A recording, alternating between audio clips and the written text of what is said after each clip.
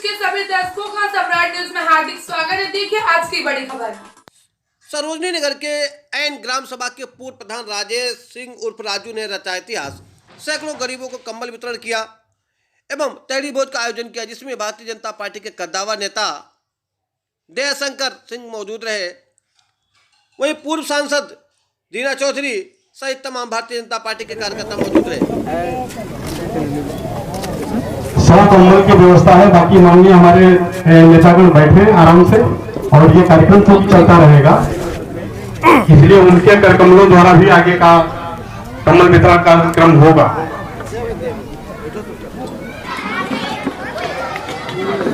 धन्यवाद।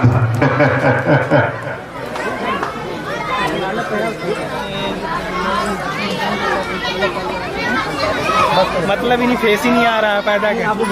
आयोजक राजेश सिंह राजू जी, राजेश यादव जी, नरेंद्र पाल सिंह जी, पूर्व प्रधान एन सोनू जी, समस्त सम्मानित मंच व नौजवान साथियों, माताओं, बुजुर्ग बहनों, पत्रकार बंधुओं, आज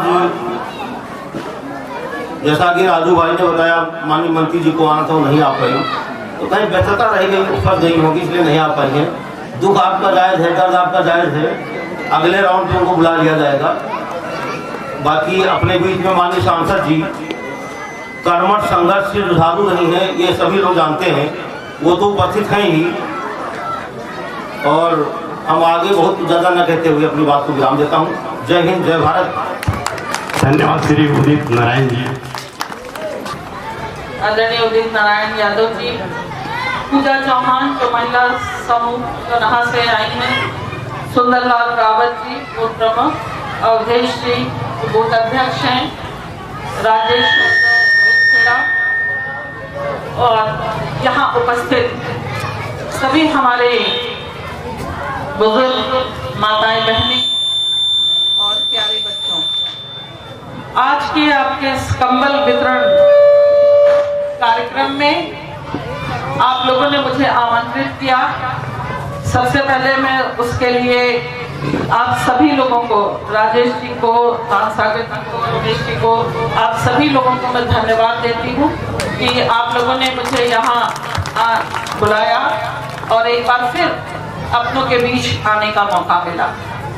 आप सब बहुत अच्छी तरह मुझे जानते हैं, पहचानते हैं। हमारे सभी जो बुजुर्ग बैठे हैं उन्हें तो बहुत याद होगा, जो मैं जब सांसद थी, जो बच्चे थे अब वो बड़े हो गए। तो आप सभी लोग चिर परिचित हैं, सब जानते हैं। मैं सबसे पहले मैं ये कहना चाहती हूँ कि होता क्या है कि आपको पता नहीं चलता कि कौन आदमी कहाँ किस वक्त बुला लिया गया, उसकी व्यस्तता हो गई। वो मैं गांव की राजनीति के हिसाब से समझ सकती हूँ कि आदमी आहत हो जाता है अगर किसी वजह से उनका विधायक ना आ पाए। लेकिन जहाँ तक मैं जानती हूँ मंत्री जी को, उनकी मंशा ऐसी कभी नहीं रहती कि आप बुलाएं वो ना आए। कोई व्यस्तता हो गई होगी, आप निराश ना हो, हम सब हैं यहाँ। आपकी यहाँ जो भी बात होगी, उदित जी हैं, आप लोगों ने मुझे बुलाया है, हम लोग आपकी जो भी समस्याएं होंगी मैं उन तक जरूर पहुँचाऊंगी।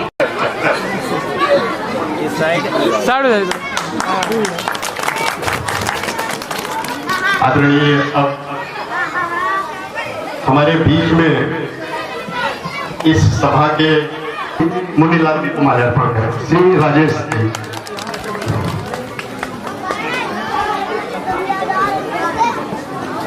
माल्यार्पण कर स्वागत करें। राजू भाई साइड में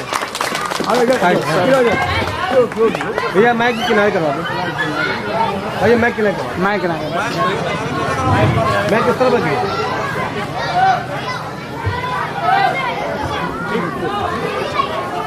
इस कार्यक्रम को आगे बढ़ाते हुए श्री शंकर जी।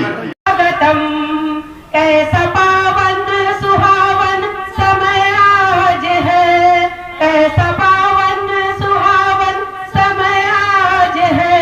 आप आए अतिथियों में सरताज है। स्वागतम स्वागतम स्वागतम स्वागतम स्वागतम स्वागतम। स्वागतम स्वागतम मन की बात। आभार एवं धन्यवाद। हमारे साथ भारतीय जनता पार्टी के वरिष्ठ उपाध्यक्ष दयाशंकर जी हैं। उनसे जानते हैं कि पंचायत चुनाव को लेकर जो अटकलें लगाई जा रही हैं कि ये चुनाव कब तक होगा और आरक्षण की लिस्ट कब तक जारी होगी, इसके बारे में जानते हैं। जैसे कि जो एक अटकलें लगाई जा रही है कि आरक्षण की लिस्ट अभी तक नहीं जारी हुई, पंचायत चुनाव कब तक होंगे, उस पर थोड़ा रोशनी डालिए। देखिए, पंचायत चुनाव हम लोग की कोशिश है कि जो बोर्ड के एग्ज़ाम होने वाले हैं बच्चों का, उससे पहले हम लोग चुनाव करा लें। 16 फरवरी तक आपको कुछ न कुछ इसमें आपको आगे बढ़ते हुए आपको दिखेगा, क्योंकि सरकार ने पूरी तैयारी कर ली है पंचायत चुनाव के लिए और चक्रानुसार जो है आरक्षण होनी है, उस आरक्षण पर ही अभी डिस्कशन चल रहा था। वो भी 16 तारीख तक स्पष्ट हो जाएगा और चुनाव बहुत जल्द हो जाएगा। हमारी उम्मीद से अप्रैल में हम लोग चुनाव करा लेंगे। जैसा कि देखा जाए, जो प्रत्याशी हैं जो चुनाव की तैयारी कर रहे हैं उनके अंदर कन्फ्यूजन है कि पता नहीं आरक्षण को लेकर के हम चुनाव लड़ पाएंगे नहीं लड़ पाएंगे, इसके लिए बड़ा कन्फ्यूजन। देखिए, आरक्षण स्पष्ट है कि और सरकारों ने अपने अनुसार जीरो करके आरक्षण किया था, लेकिन हमारी सरकार नियम कानून से चलने वाली है। जो चक्रानुसार आरक्षण है उसी को माना जाएगा और उसी के आधार पर आरक्षण की सूची जारी की जाएगी। फिर से लोगों से उस पर एक अवसर दिया जाएगा लोगों को आपत्ति देने के लिए, उसके बाद फाइनल चुनाव की डेट डिक्लेयर करेंगे। एक आखिरी सवाल, जो सामान्य सीटें होंगी क्या उन पे SC के चुनाव लड़ पाएंगे, इसके विषय में कुछ? देखिए, सामान्य पर कोई लड़ सकता है, सामान्य पर कोई लड़ सकता है और जो आरक्षण वाला है आरक्षण वाला ही लड़ेगा। क्या कहें कि OBC की सीटें हैं, जो SC की सीटें हैं, उन पे अदर नहीं लड़ सकता, लेकिन सामान्य की सीटों पर अगर सब लोग लड़ेंगे? नहीं, सामान्य पर कोई लड़ सकता है। ये भारत का संविधान कहता है, तो संविधान को कोई उल्लंघन थोड़ी कर सकता है। जैसा दयाशंकर जी ने बताया कि जल्द ही जो पंचायत चुनाव को लेकर जो अटकलें लगाई जा रहे हैं उस पर विराम लगेगा। प्रधान प्रत्याशी राजेश जी हैं, जिनके जरिए आज एक कम्बल वितरण और तहरी भोज का कार्यक्रम हो रहा है। सैकड़ों लोग यहाँ पर कम्बल वितरण उनको किया जा रहा है और हजारों की संख्या में तहरी भोज का आयोजन किया जा रहा है। आइए राजेश जी से जानते हैं कि क्या प्राथमिकता रहेगी आने वाले चुनाव को लेकर के आपकी। राजेश जी, सम्राट न्यूज़ में आपका स्वागत है। आने वाले चुनाव को लेकर के क्या प्राथमिकता रहेगी और कैसे आप जनता के बीच में जाएंगे? हमारे तो गांव में जो अपनी नई व्यवस्था चालू होना है, उसमें सबसे प्रथम एक सरकार से सहयोग करेंगे, कन्या इंटर कॉलेज बने इस गांव में, और गांव में डेली सफाई कर्मी है, और जो तहसील स्तर भ्रष्टाचार है, यहाँ हम लोग भी संक्रमणी कराने गए हैं। संक्रमणी कराने में 20,000 रुपये की डिमांड है आकर के लाइए। लेखपाल जब तक 5,000 नहीं लेगा तब तक रिपोर्ट नहीं लगाता है। समझ लीजिए कि वो तहसील में कोई भी फाइल बिना पैसे से हिलती नहीं, जब जाइए रखी रहेगी, जब हम लोग पहुँचते हैं सुविधा शुल्क देते हैं तब वो फाइल बढ़ती है आकर के। उसके अलावा और मोदी जी ने जो योजना दी है जिसमें ऑनलाइन है, वृद्धा विधवा पेंशन आकर के, ये सब में भ्रष्टाचार कम हो गया। पहले इसमें भी था, लेकिन सब में शादी अनुदान, मृतक आश्रित, ये 5 लाख बीमा, इनमें सब में जो है ऑनलाइन व्यवस्था जब से हो गई है तब से भ्रष्टाचार कम हुआ है। लेकिन तहसील और थाना, ये दोनों लोगों पर अगर थोड़ा सा और अंकुश हो जाए तो समझ लीजिए कि हाँ, मालूम हो जाएगा राम राज की स्थापना हो गई है। आपके ग्राम प्रधान जो वर्तमान में थे, तो उनका विकास कार्य कैसा रहा ग्रामीण क्षेत्र? उसका विकास कार्य ये रहा है कि मान चलो कि उसका अब हम सुबह से तो एक तो नाशवान पदार्थ ग्रहण कर लेता है, सुबह से पीने की ये व्यवस्था, विकास की कोई भी व्यवस्था सुचारू रूप से नहीं चल रही। बता रहे हैं कि नहर का पानी आ रहा है, मेन चल रही है, कोलाबा एक भी नहीं, एक भी चक्रोट नहीं है आकर के। जो भी गांव की मूल समस्याएं हैं उनको ना करके सिर्फ जातिवाद का फैक्टर देता है कि यहाँ पर कुर्मी बाहुल्य गांव है और कुर्मी आम जो